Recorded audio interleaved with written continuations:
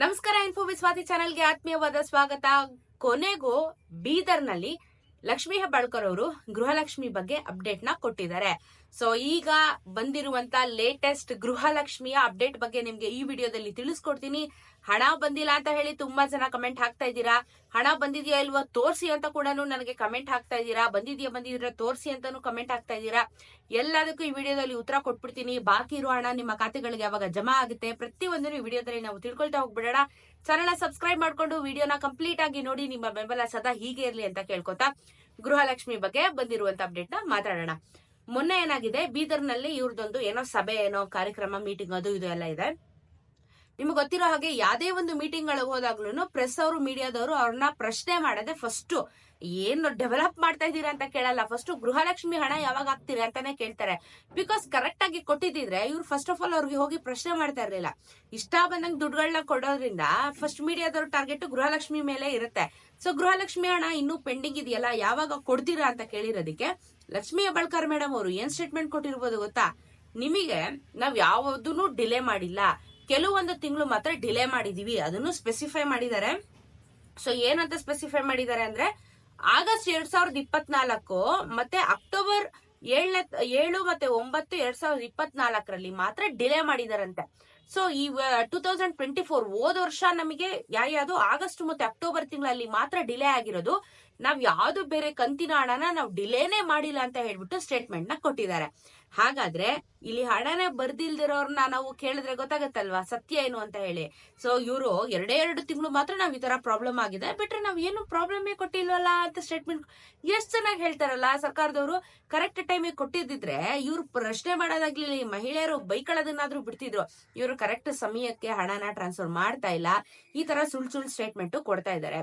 ಇದಾದ್ಮೇಲೆ ಇವಾಗ ಇನ್ನೊಂದು ಸ್ಟೇಟ್ಮೆಂಟ್ ಏನ್ ಕೊಟ್ಟಿದ್ದಾರೆ ಅಂದ್ರೆ, ಇವಾಗ ನಮಗ್ ಬರ್ಬೇಕಾಗಿರೋದು 21ನೇ ಕಂತಿನ ಹಣ ಅಲ್ವಾ, ಇನ್ನೂ ಬಂದಿಲ್ಲ.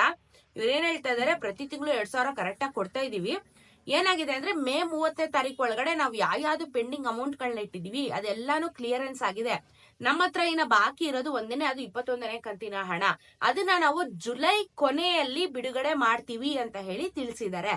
ಸೊ ಏನ್ ಕೊಟ್ಟಿದಾರೋ ಏನ್ ಬಿಟ್ಟಿದಾರೋ ಅದೆಷ್ಟು ಜನ ನನ್ ವಿಡಿಯೋ ನೋಡಿದವರು, ನಾನು ನೋಡ್ತಾನೆ ಇರ್ತೀನಿ ಕಮೆಂಟ್ ಗಳನ್ನ, ಬಟ್ ಎಲ್ಲರಿಗೂ ಉತ್ತರ ಕೊಡೋದಿಕ್ ಆಗೋದಿಲ್ಲ. ಬಟ್ ಕಮೆಂಟ್ ನೋಡಿದಾಗ ಬೇಜಾರಾಗುತ್ತೆ. ಕೆಲವೊಂದಷ್ಟು ಜನ ನನಗೆ 99% ಅಲ್ಲಿ 1% ಅಷ್ಟೇ ಪಾಸಿಟಿವ್ ಕಮೆಂಟ್, ಅಂದ್ರೆ ನನಗೆ ರಿಸೀವ್ ಆಗಿದೆ, ನನಗೆ ಬಂದಿದೆ ಅನ್ನೋ ತರ ಕಮೆಂಟ್ ಹಾಕ್ತಾರೆ ಹೊರತು ಮಿಕ್ಕಿರೋ ಅಂತವ್ರು ಹಣ ಬಂದಿಲ್ಲ ಅಂತಾನೆ ಕಮೆಂಟ್ ಹಾಕ್ತಾ ಇದಾರೆ.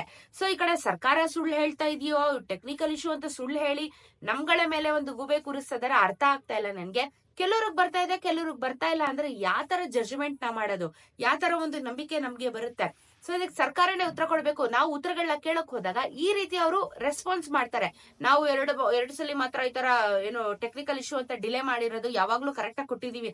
ಯಾವಾಗ ತಾನೇ ಇವ್ರು ಕರೆಕ್ಟ್ ಆಗಿ ಕೊಟ್ಟಿದ್ದಾರೆ? ಕೊಟ್ಟೇ ಇಲ್ಲ. ನನ್ಗಂತೂ ಸೀರಿಯಸ್ ಆಗಿ ಗೊತ್ತಿಲ್ಲ ಕರೆಕ್ಟ್ ಆಗಿ ಬಂದಿದ್ಯಾ. ನಿಮ್ಮ ಅನಿಸಿಕೆ ಏನು? ಇವರು ಬಾಯಿಗೆ ಬಂದಂಗ್ ಮೀಡಿಯಾಗಳ ಮುಂದೆ ಮಾತಾಡ್ತಾರೆ, ಇಲ್ಲೊಂದು ಮಾತಾಡ್ತಾರೆ, ಹಣ ಕೊಡ್ತೀವಿ ಅಂತಾರೆ, ಬಿಡೋದಿಲ್ಲ, ಹಣನ ರಿಲೀಸು ಮಾಡೋದಿಲ್ಲ, ಅದಕ್ಕೆ ಏನು ತಾಲೂಕು ಕೊಡ್ತೀವಿ, ಪಂಚಾಯತಿ ಕೊಡ್ತೀವಿ ಅಂತಾರೆ, ಏನೇನೋ ಗೊಂಜಲಮಯ ಮಾಡ್ಕೊಂಡ್ಬಿಟ್ಟಿದ್ದಾರೆ ಹೊಟ್ಟೆಲಿ.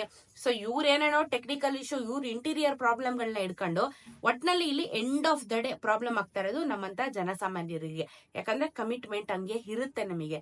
ಸೊ ಕಮಿಟ್ಮೆಂಟ್ ಇದ್ದಾಗ ನಾವ್ ಈ ಕಡೆ ಮಾಡಿ ತೋರಿಸ್ಬೇಕು, ಈ ಕಡೆ ಹಣ ಬೇಕು, ಸಾಲಗಳು ತೀರಿಸ್ಬೇಕು, ಫ್ಯೂಚರ್ ನೋಡ್ಬೇಕು ಅಂತ ಹೇಳಿದಾಗ ಇವ್ರ ಇಷ್ಟ ಬಂದಂಗ್ ಕೊಡೋದು, ಜೊತೆಗೆ ತರ ರಾಂಗ್ ಸ್ಟೇಟ್ಮೆಂಟ್ ನ ಕೊಟ್ಟಿ ಏನೋ ಒಂದ್ ಗತಿ ಮಾಡೋದು ಅಂತ ಗ್ಯಾರಂಟಿ.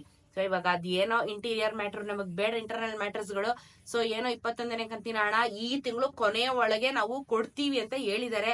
ಇವತ್ತಾದ್ರೂ ಬರ್ಬೋದು, ನಾಳೆನಾದ್ರೂ ಬರ್ಬೋದು, ಅಥವಾ ನಿಮ್ಗೆ 31ನೇ ತಾರೀಕೆ ಬರ್ಬೋದು, ಗೊತ್ತಿಲ್ಲ.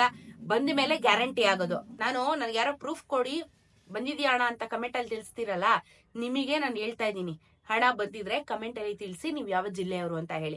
ನಾನು ಈ ವಿಡಿಯೋದಲ್ಲಿ ಹಣ ಬಂದುಬಿಟ್ಟಿದೆ ಅಂತ ಹೇಳಿ ವಿಡಿಯೋ ಮಾಡ್ತಾ ಇಲ್ಲ, ಈ ತರ ಅಪ್ಡೇಟ್ ಗಳಿದೆ ಅಂತ ಹೇಳಿ ನಿಮ್ಗೆ ವಿಡಿಯೋ ಮಾಡ್ತಾ ಇರೋದು. ಹಣ ಬಂದಿದ್ಯಾ ಇಲ್ವಾ ಅನ್ನೋದನ್ನ ನೀವು ತಿಳಿಸ್ಬೇಕು.